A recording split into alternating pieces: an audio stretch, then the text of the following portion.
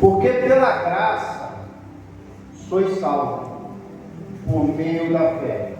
Isso não vem de vós, é dom de Deus. Não vem das obras, para que ninguém se glorie, porque somos feitura sua, criados em Cristo Jesus para as boas obras, as quais Deus preparou para que andássemos nela. Repetindo o versículo 8. Porque pela graça sois salvos, por meio da fé, e isso não vem de vós, é dom de Deus. Pode vir no assento. Feche teus olhos. Senhor, eis a tua palavra, que é viva e eficaz. Ela tem poder para fazer infinitamente mais do que pedimos, merecemos ou achamos que merecemos. Então, que o Senhor venha verdadeiramente cumprir aquilo pelo qual vai ser enviado, de curar, libertar, transformar, renovar, avivar vidas aqui, confrontar se necessário for. Fala conosco na noite desse dia, assim eu te peço, te agradeço, em nome de Jesus, sempre dando glória a Deus e aplaudando o Senhor.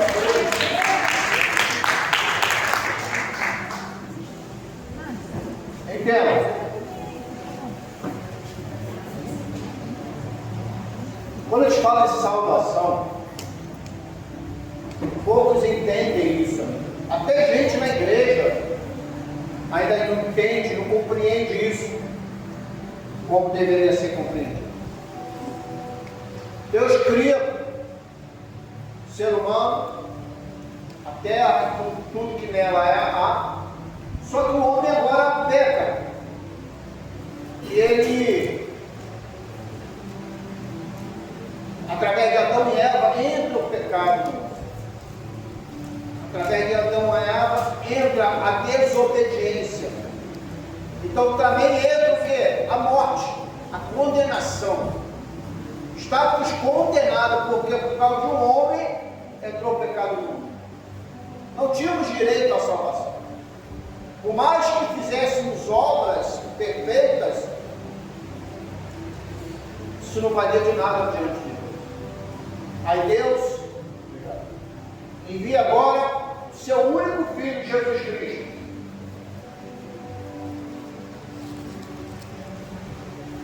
Para morrer por mim e por você. Porque o Senhor entende o seguinte, que se por um homem entrou o pecado no mundo e a condenação eterna, por um homem teria que entrar o direito à salvação e à vida eterna. E por isso Jesus, e é um dos motivos, Jesus se fez homem, se fez carne, abdicou da sua deidade para viver no meio de nós. Jesus, ele sentia dores, Jesus, ele sentia fome quando estava aqui na terra, sede. Jesus se entristecia, se angustiava. Jesus chegou ao ponto até, pensa que não, isso não é heresia, que até pensou em desistir. A própria oração dele, o Getsemane diz isso: Pai, se possível, passa-me deste cálice. Então Jesus era um ser humano que sofria tudo que nós sofremos, sentia tudo que nós sentimos. Ele se fez homem, se fez carne, para que verdadeiramente viesse nos resgatar. O homem, ele não, por mais que eu já vi muita gente falar, mas eu faço boas obras, eu ajudo o pobre, ajudo o necessitado, ajudo, amém, mas isso não te salva. A Bíblia diz que isso não salva ninguém. As boas obras não salvam ninguém. E nem a fé sozinha também não. A Bíblia diz que vós sois salvos pela graça, mediante a fé. Mediante a fé. Sois salvos pela graça. Uma graça imerecida. Uma graça que não tira o direito. Uma graça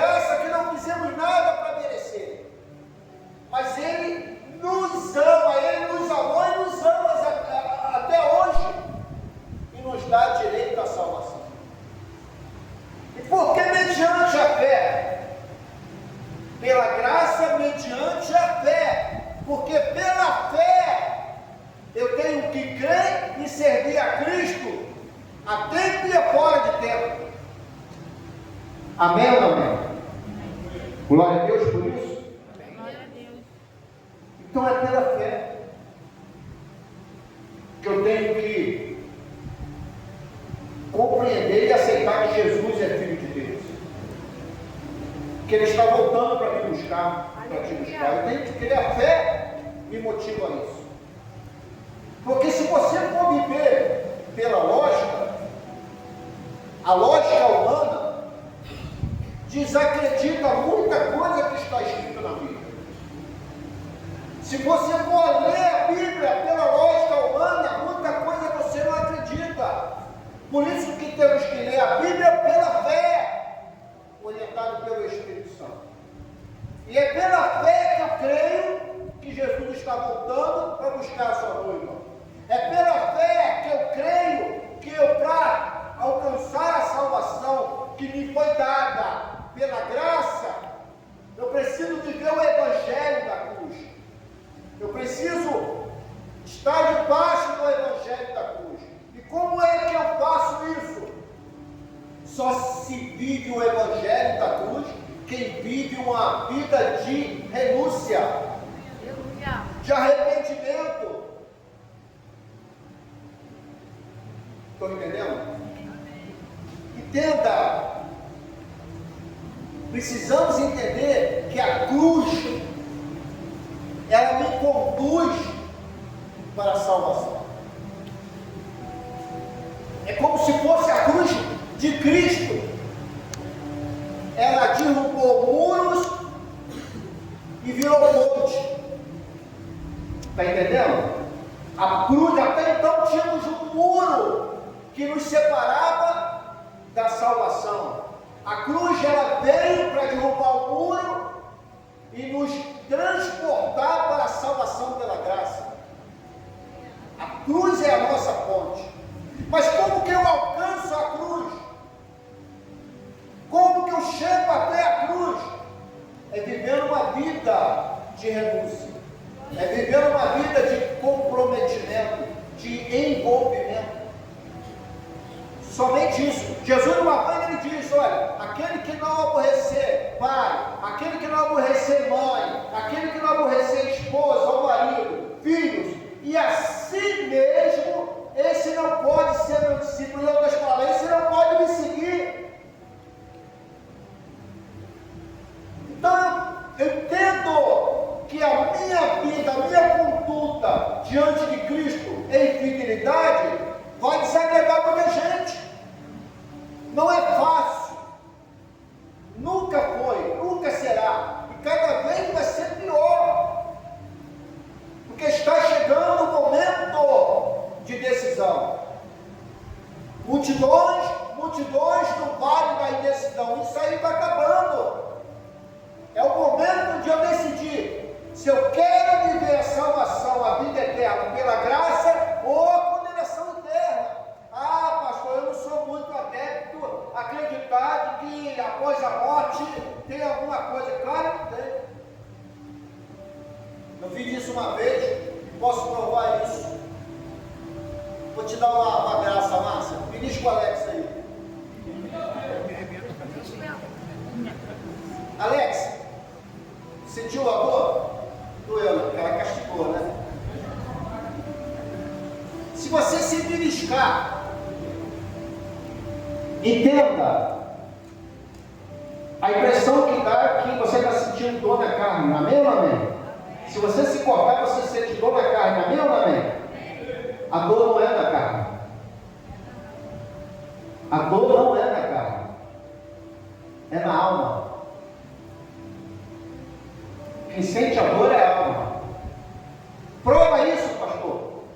Vai no necrotério lá, belisca o defunto, corta o defunto para ver se ele vai gritar. Por que ele não grita? Por que ele não sente? Porque não tem mais.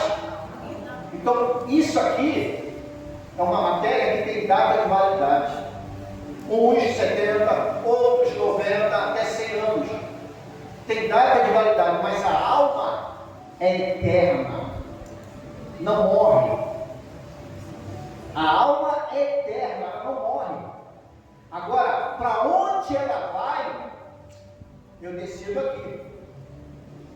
Para onde eu vou enviar ela, eu decido aqui. Enquanto eu estou vivo.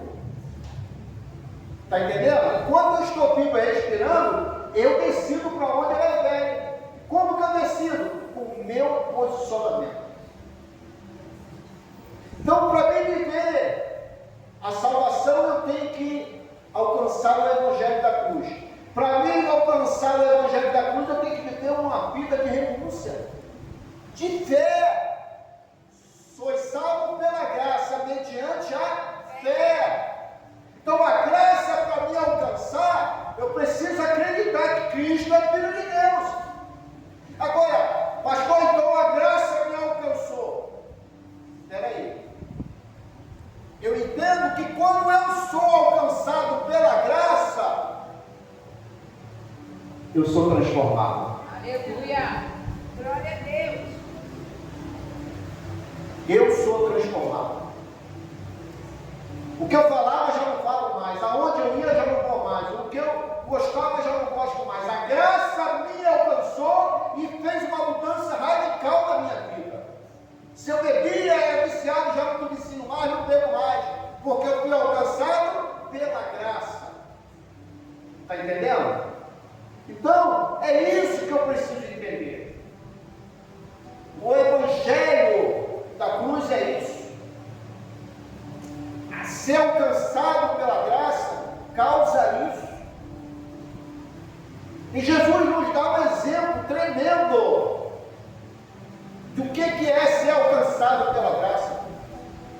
Justamente na última ceia que ele ministra. Eu acho lindo porque aquela última ceia, como eu falei no início, traz umas mensagens tremendas que está intrínseca nos contextos dentro do texto que está escrito. Jesus, olha só, ele diz o seguinte, que para sentar à mesa com o Pai, precisa ter humildade, ser humilde, porque o soberbo não consegue sentar à mesa do Pai, o ganancioso não consegue sentar à mesa do Pai, o altivo não consegue sentar à mesa do Pai, tem que ser humilde. Aí como que ele faz isso? Ele fala isso? Não, ele demonstra isso. Como que ele demonstra isso? Ele pega uma bacia de água na toalha, tira sua mão, se ajoelha e lava os pés dos discípulos. Ele fala, aquele que quer ser grande, seja menor, aquele que quer ser servido, sirva. Glória a Deus. Ele está falando, seja humilde. Então, na ceia, para mim viver, ele está dizendo, para você viver o Evangelho da cruz e ter direito à graça, e quando é alcançado pela graça, você precisa ser transformado. E como é que eu vejo que eu sou transformado? Eu sou humilde. Eu não menosprezo ninguém, eu não maltrato ninguém, eu não faço uma acepção de ninguém, eu trato todo mundo por igual. Se eu trabalho numa grande empresa, eu trato a faxineira como eu trato o presidente da empresa, do mesmo jeito. É isso, eu não faço acepção, eu não desprezo ninguém, eu não humilho ninguém, porque eu vivo debaixo da graça. A graça me alcançou. Então a humildade tem que predominar em mim. Outro recado que ele dá é o seguinte, que para sentar à mesa, e quando você é alcançado pela graça, você tem que viver uma vida de perdão. De perdão, de comunhão. Como é isso? Ele fala? Não, ele demonstra.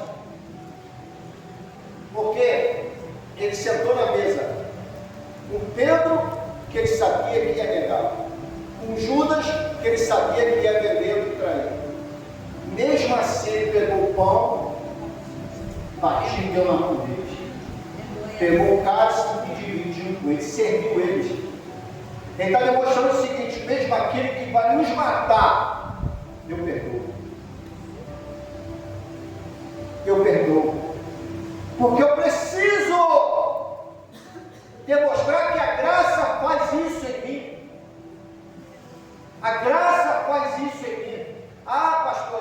que o Senhor diz que se te baterem numa face, ofereça a outra, amém. Mas se você entender verdadeiramente qual é o contexto desse versículo, você vai ver que não tem muito a ver com isso. Quando o Senhor fala, se te ferirem numa face, ofereça a outra, o que ele está dizendo? Se te ofenderem de alguma coisa, te chamarem para briga, ofereça a outra face. Veja bem, se eu estou de frente para você, a face que ele está falando não é a face do rosto, é a face do corpo. A face do corpo. Se eu estou de frente de você e você me ofende, eu ofereço outras faces. Vira as costas e vou embora. Quem está entendendo? Eu ofereço a outra face. A outra face do quê? Do rosto? Não, a outra face do corpo. Eu viro as costas e vou embora. Não tem briga, não tem discussão. Vou deixar ele sem graça. Ele vê que ele achou que perdeu. Ele perde a discussão no meu silêncio. Porque o mundo diz o seguinte: quando um não quer, dois não, ou não tem, ou não briga. Quando um não quer, dois não brigam. Está entendendo? Então, eu aprendi com o antigo diretor que eu tive numa empresa que eu trabalhei, que ele falava o seguinte para mim: Jorge, sabe quem é que perde uma discussão? Aí a gente que é meio, quando é carnudo, pensa logo, é aquele que dá o primeiro soco, né? Quem que não pensou nisso aqui? Só o pastor Jorge? Eu tenho que me converter então, né? Graças tem que ser fácil. Mas, aquele que perde a primeira, a discussão, é aquele que se estressa em primeiro. Aquele que se estressar primeiro, é o que perde uma discussão. Aquele que mantém a calma, sereno, esse ganha a discussão. Então o silêncio não te coloca como covarde, mas te coloca como sábio. Glória a Deus. Então eu, com a graça me alcança, eu vivo uma vida de perdão. Eu perdoo quem me fere, eu perdoo quem me ofende. Porque eu entendo que eu vivo debaixo de um versículo que diz que a minha briga não é contra a carne e contra o sangue, mas sim contra as hostes potestades do maligno. Então, se a pessoa está sendo usada para me afrontar, eu tenho que entender que não é a pessoa, mas o inimigo usando ela. Aí Jesus fala o seguinte: eu não abomino o pecado, mas eu amo o pecador. Em momento algum, Jesus diz que não ama o pecador. Ele abomina o pecado, mas ama o pecador. Porque todos nós somos sujeitos a isso. Todos nós pecamos. Somos pecadores nada acima de um pecado. Mas pela graça o Senhor nos limpa. Pela graça o Senhor nos purifica. Então, quando eu sou alcançado pela graça, eu tenho que entender que a mensagem da última ceia é: eu preciso viver uma vida de humildade, eu preciso viver uma vida de perdão, e eu preciso viver uma vida de comunhão. Porque é muito fácil eu querer sentar do lado, vou sentar do lado deles aqui, porque são todos meus amigos, são obreiros. Não, eu preciso sentar do lado de todo mundo, sem acepção. Comunhão é isso. Comunhão é isso. Aleluia. Agora, que comunhão é essa que eu vivo? Que se tiver só um lugar, vou dar uma pessoa que eu não gosto, eu fico em pé. A graça passou longe de você. É mesmo. Quem está entendendo aqui? Glória a Deus. É momento de preocupação, né? Se eu tenho esse sentimento de que só tem um lugar assim, lugar daquela nossa, ainda faz isso. Olha, tem gente que está precisando tanto se converter. Tem gente, tem gente que ainda faz cruz credo, sentar, ainda faz em cima da cruz. Vou sentar, eu prefiro ficar em pé. É a hora de preocupação. A graça está longe de você. Em vez da graça, está a desgraça, bem próximo. Então, quando eu tenho a graça, eu vivo uma vida de perdão, uma vida de comunhão. Eu vivo bem com todos, mesmo aquele que eu sei que não gosta de mim. Uma vez eu falei para o rapaz, falei: cara, eu sei que você não vai muito com a minha cara. Assim mesmo para ele. Eu sei que você não vai muito com a minha cara. Mas eu posso dizer um negócio para você? Eu te amo por mim e por você. Ele olhou assim, arregando os olhos assim, ele falou, como é que é? Eu te amo por mim e por você. Porque o amor em Cristo em mim supera o que você sente.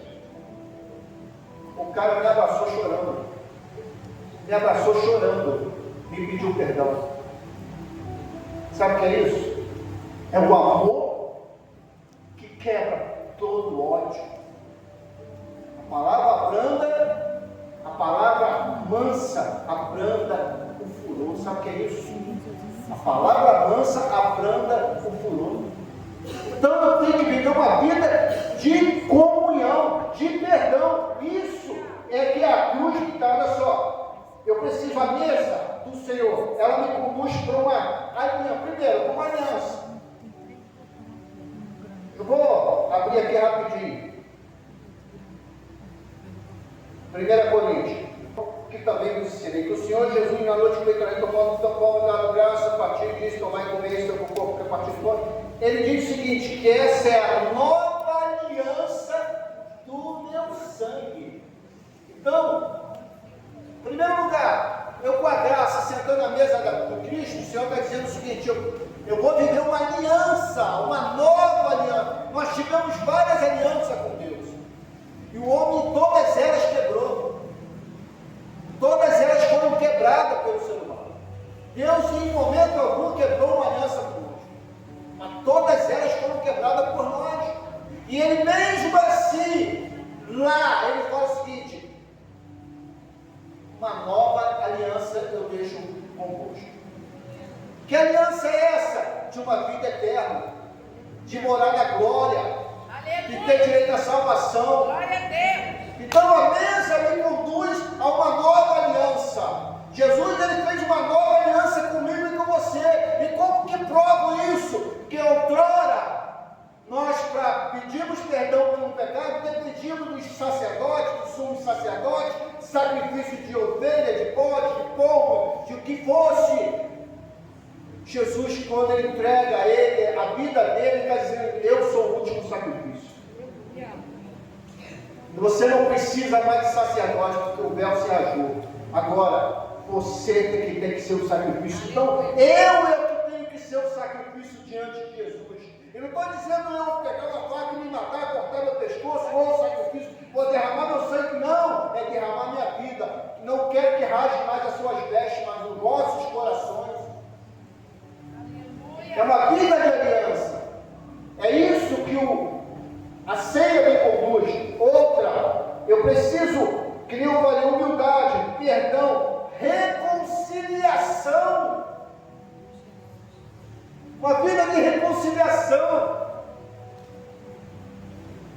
Oh, meu Deus.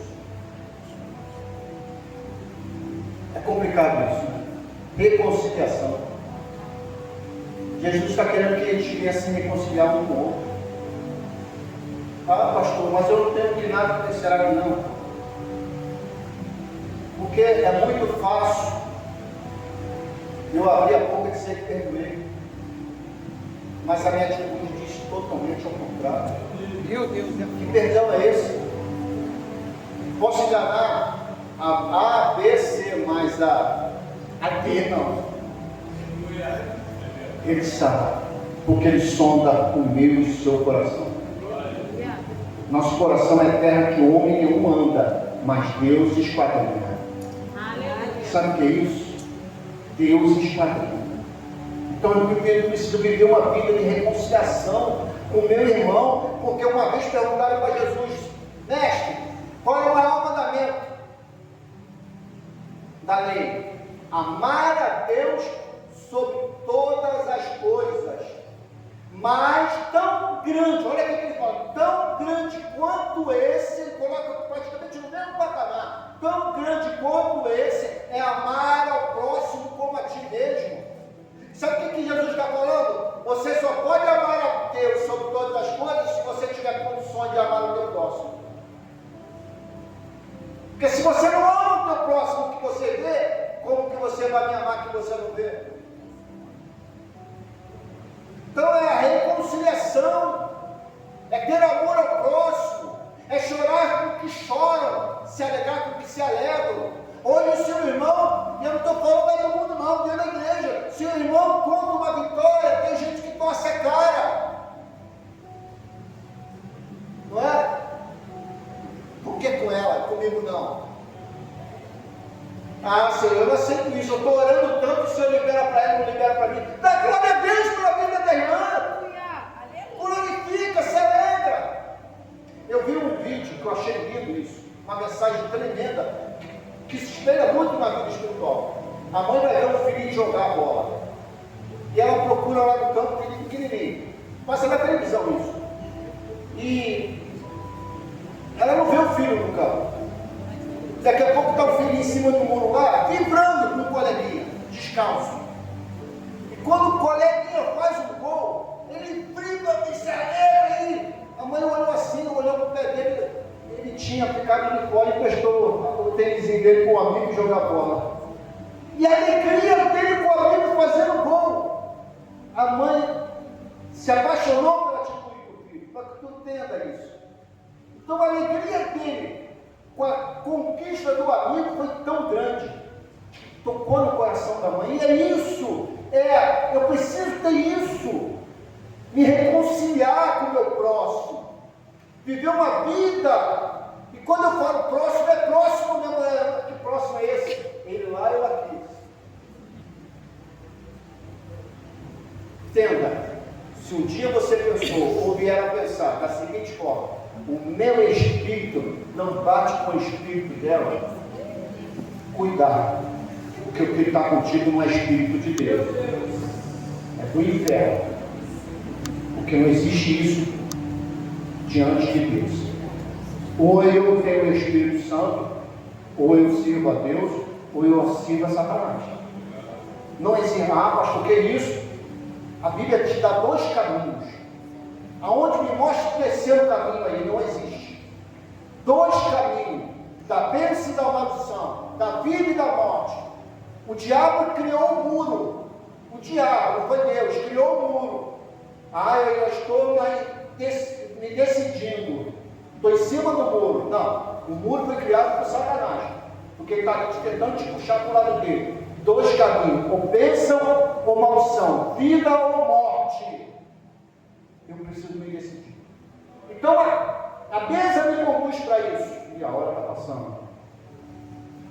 Comunhão e esperança. Ela me conduz para isso. Esperança por quê? Porque o Senhor fala o seguinte: não beberei com vós somente lá na glória com meu Pai. Em outras palavras, lá tem uma ceia preparada esperando a gente, para sentarmos com Ele e cearmos com Ele. Mas Ele manda a gente fazer isso aqui, fazer isso em memória de mim até que eu venha. Foi falado aqui pela ministra de louvor. Talvez essa possa ser a última ceia. Não sabemos.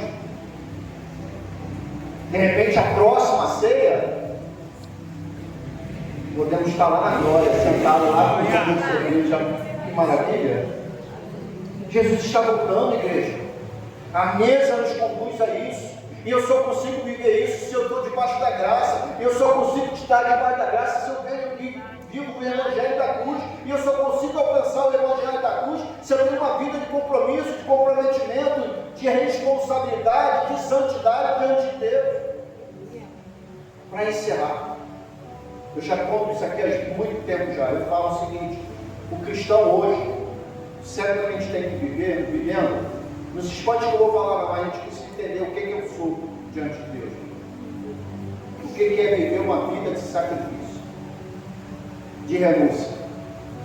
Você conhece a história do porco e da galinha? Quem conhece aqui? A maioria conhece porque eu já contei, mas vou repetir.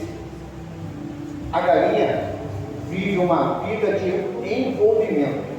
Sabe por quê? Porque a galinha vai lá e come o ovo e vai embora. O porco vive uma vida de comprometimento. Ele vai lá, deixa o bacon, mas junto com o bacon, deixa a vida. Então quem quer compromisso com as coisas de Deus, que não viva mais ele, mas Cristo vive. Isso é sério. Isso é sério. Quando eu declaro isso, eu estou dizendo o seguinte: minha vida não é mais minha, é de Deus. Senhor, faça o que o Senhor quiser. Aí quando Ele te manda fazer algo, Deus, aí também não, né? Que vida é essa que você entregou na mão de Deus, que você quer dizer o que é para fazer? Ou eu sou de Deus ou não é.